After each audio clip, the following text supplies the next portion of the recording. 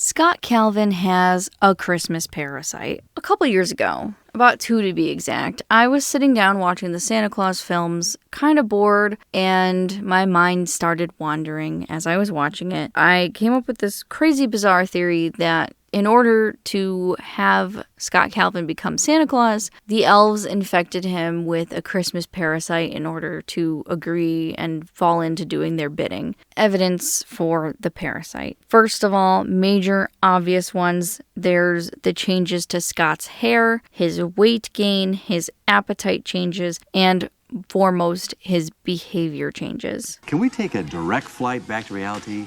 Or do we have to change planes in Denver? And even at the doctor's, his heartbeat seems to be tapping out a song, which, by the way, stops tapping the song when the doctor turns away, and when it goes back, takes the song up from where it left off. So I don't think Scott's heart was beating for a little bit there. He also ends up kind of giving off, I guess, a pheromone or something. Reindeer start following him, and children start going to him for Christmas wishes. Somehow they just know. So what does this parasite feed on? How is it surviving? I think of it very similar to cordyceps, which is a popular mushroom to use in sci-fi. For example, The Last of Us. They had cordyceps mushrooms take over the minds of people and turn them into zombies, essentially. That is a real mushroom, and it does do that to, I think I've seen it happen to ants, and they start infecting other bugs, and they attack other bugs, and are just essentially interested in spreading around. If you think about cordyceps in relation to this Christmas parasite, you have to look at what does it feed on. I think it feeds on Christmas joy. It pushes Scott to spread Christmas joy, give Christmas joy, because it feeds off of that positive, magical happiness. And a major piece of evidence circling back to is Scott's behavior. So he's kind of a jerk. He's a workaholic. It's the reason his marriage failed. And we see numerous times that whenever he's without the Santa magic, he's just a jerk. For example, let's start with the Santa Claus 2. We know that Scott has to go find a wife, and his magic starts diminishing. He starts to pretty much become very close to his old self. Is there a rest stop between here and the end of the lecture? And ends up marrying someone who also has that gruff, negative behavior that he used to engage in, and that's pretty much what connects them. What do you see? It's dark, and it's cold. It's your future, Mr. Picardo. Until, of course, Carol, his new wife, is affected by the Christmas parasite, and they just become joyous, happy la-las together. Do it. Now. Say Carol. Carol. Yeah. You say this is happening all so fast, You say this is happening all so fast. but you've known me your whole life. But you've known me your whole life. When you were little and alone, When you were little and alone, Santa. I can take it from here. Santa was always there for you. And I will be there for you as long as you continue to believe in me. I know I'm asking you to leave everything at home, but I can guarantee you that this is worth it.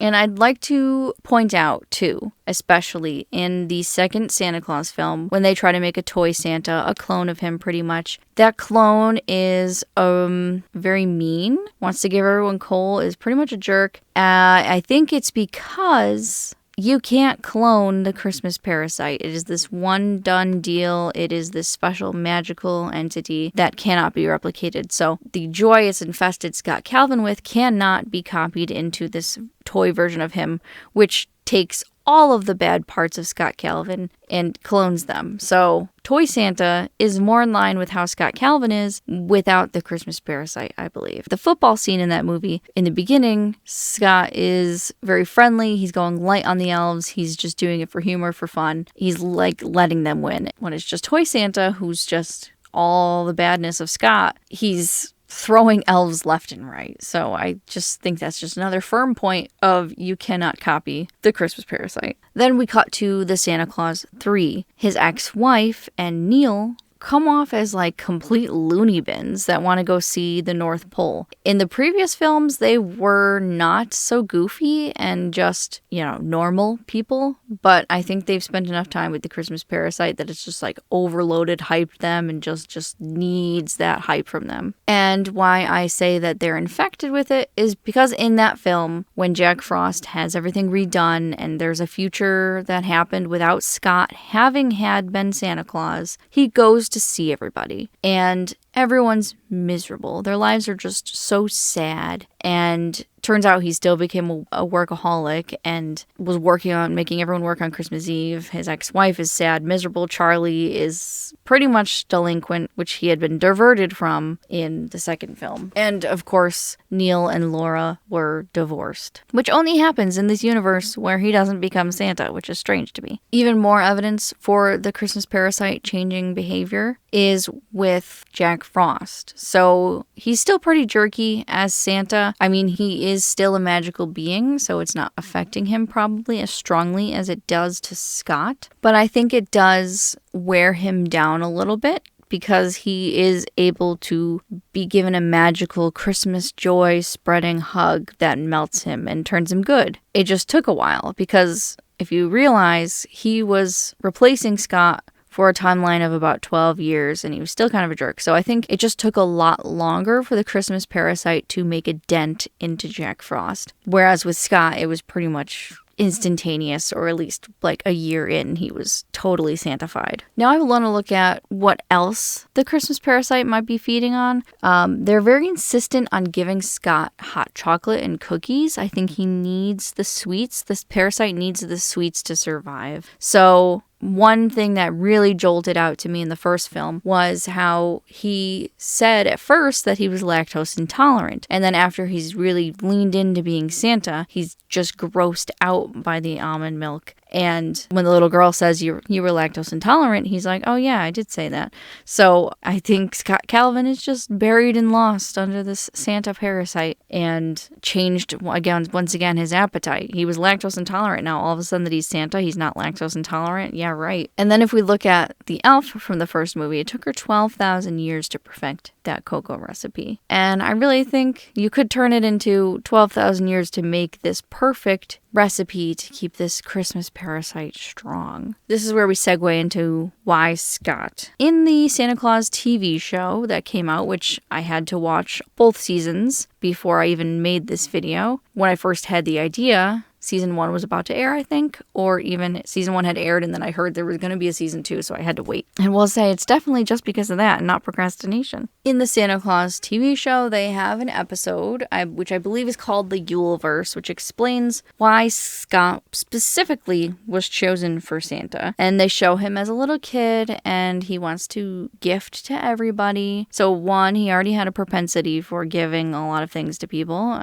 Hence Christmas joy. We've been the perfect patient zero for Christmas joy. And as we see in adulthood, he is a complete workaholic. So he'd be very focused on the task and not distracted in the slightest. Once again, they do say he is the first human Santa. He's really an experiment and, once again, 12,000 years to make that cocoa to make him compliant, or at least strengthen the parasite, in my opinion. There's a funny line in the second movie where he's sort of rambling, crazy rambles like a drunk, and his wife asks if he's been drinking too much cocoa again, which is interesting because, if that cocoa feeds the parasite, then maybe a little too much makes him a little too jolly. I also wanted to remind everyone that they put a cocoa machine in the sleigh. And then even greater, later in season 2, at the end of that, we see that the Santa that he's versing there, which, by the way, I guess spoilers for the show. There's a Santa amulet, basically, and it's like it provides power, and it's the hot chocolate mug he's been drinking out of for years. So it's this magically imbued cup that he's been drinking his magical cocoa from. And even more so with the show, we see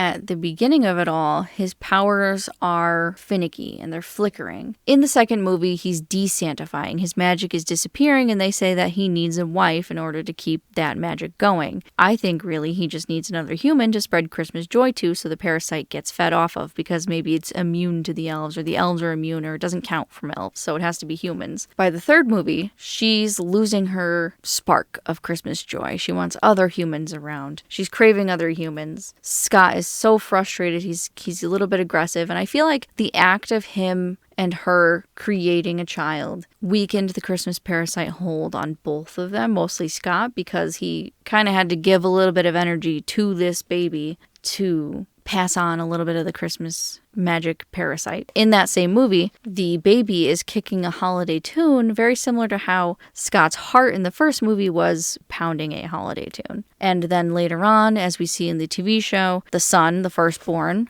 has magical abilities. Granted, both kids have magic abilities, but the firstborn seems to have more, and it seems to be headed towards inheriting Santa. I feel so bad for Charlie. What's funny about the third movie is after he's given energy to create this child, it then works out that his whole sanctification is renewed or refreshed through this adventure with Jack Frost, this whole time switcheroo. He then gets resantified and is totally joyous again, so he had to be refreshed from that, repowered up. Now, what is the parasite? Could be the coat. I thought maybe that was the way that they transported it into him, maybe that it was something on the coat that crawled in. Because, as they always recommend, wash clothes before the first time you wear them, so I'm just imagining maybe he got the Christmas parasite by putting on the coat. But also in the TV show, we see that the coat is sentient because it's crawling on the floor, which we don't see again. Very strange and bizarre. I mean, it leaps off of Jack Frost in the third movie, but it's literally alive. So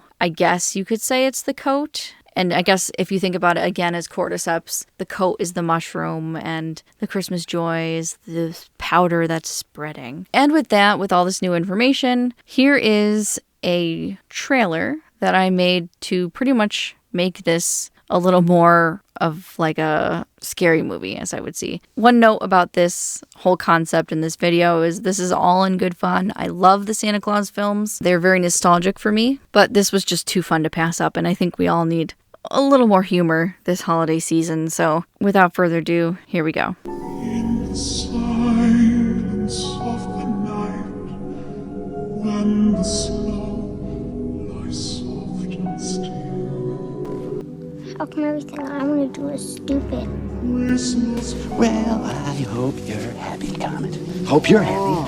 How do I look? Nice? The Santa Claus. In putting on the suit and entering the sleigh, the wearer waives any and all rights to any previous identity, real or implied, and fully accepts the duties and responsibilities of Santa Claus. The other guy fell. It was an accident. Can I get you a drink? No, I don't want to drink. It took me 1,200 years to get it right. 1,200 years. That's right. I just want to go home. Try to understand this. The clauses were created to guide you. Am I the first human Santa? You can see the magic light. I think that you are going to make this world a much better place. The coat. I live through you. Remember, it's all about the giving. You know you're Scott. The giving. So let's make this simple. I say name. You say Scott Cal. You're falling Name. apart. I know. This is beginning to scare me. Name. Santa Claus. Name. Père Noël. Babo Nathalie. Père Nicole. The Mrs. Claus. Christmas is a disaster, and my pregnant wife wishes that she never had met me. And if I didn't want to be with you so much, I would go home, but I can't have it. Family. We are your family, right, Elves? We're her family, right? Human family. And it's a lot of pressure. Don't be afraid. Are you being held here against your will? Taking care of all the children of the world, and the elves, and the SOS, and the North Pole. I know it isn't easy living in the North Pole. Yeah. Love being Santa Claus. I love you. I love you too.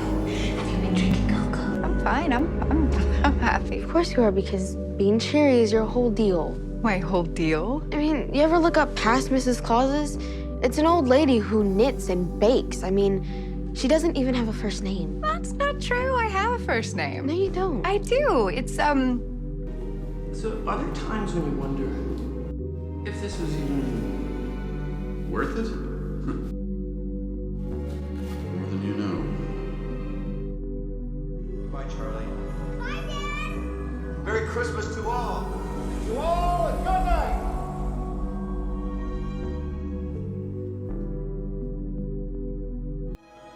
I wished I'd never been Santa at all. Strangely enough, I'm not the only person who has had this thought, and I hope that after you watch this, you get a humorous or horrific perspective on this take of the Santa Claus films, which I love, by the way. This was just very entertaining to go through and do.